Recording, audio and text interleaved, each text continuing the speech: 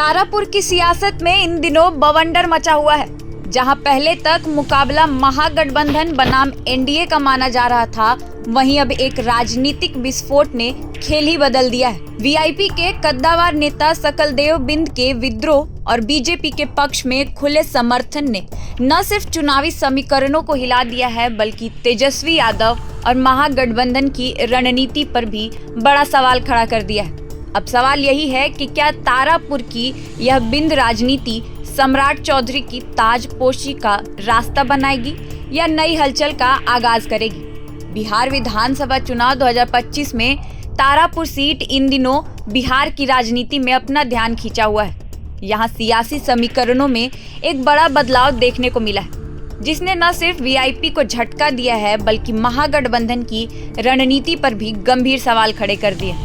VIP के पूर्व जिलाध्यक्ष और निर्दलीय उम्मीदवार सकलदेव बिंद ने अचानक अपनी पार्टी छोड़ दी और भाजपा प्रत्याशी तथा उप मुख्यमंत्री सम्राट चौधरी को खुलकर समर्थन देने की घोषणा कर दी।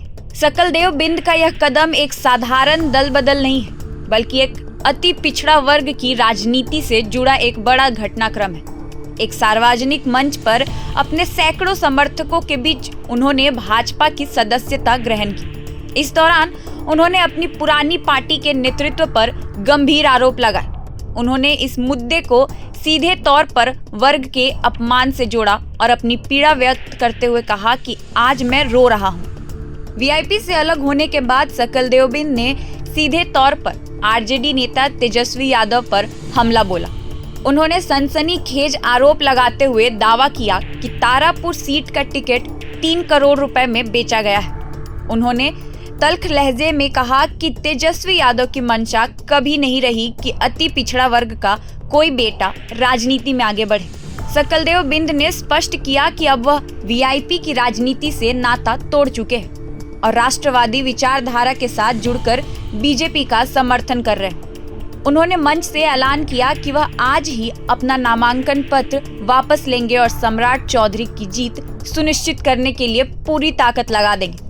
इस राजनीतिक झटका को भुनाने के लिए मंच पर मौजूद डिप्टी सीएम सम्राट चौधरी ने सकलदेव बिंद को बड़ी जिम्मेदारी सौंपी। उन्होंने सकलदेव बिंद को तारापुर चुनाव की पूरी कमान थमाई और महागठबंधन पर सीधा वार किया। सबसे महत्वपूर्ण बात यह रही कि सम्राट चौधरी ने सकलदेव बिंद को यह भरोसा दिया कि अगर वह इस बार विधानसभा नहीं पहुंच पाए तो उन्हें किसी न किसी सदन में अवश्य भेजा जाएगा। बीजेपी के इस आश्वासन ने साफ कर दिया है कि वह सकलदेव बिंद के माध्यम से अति पिछड़ा वोट बैंक में अपनी पकड़ मजबूत करना चाहती है, जिससे तारापुर का चुनावी संघर्ष और भी रोमांचक हो गया है। तारापुर की सियासी जंग में अब मुद्दा सिर्फ सीट जीतने का नहीं, बल्कि सम्मान, वर्ग और रणनीति की साख बचाने का बन गया है।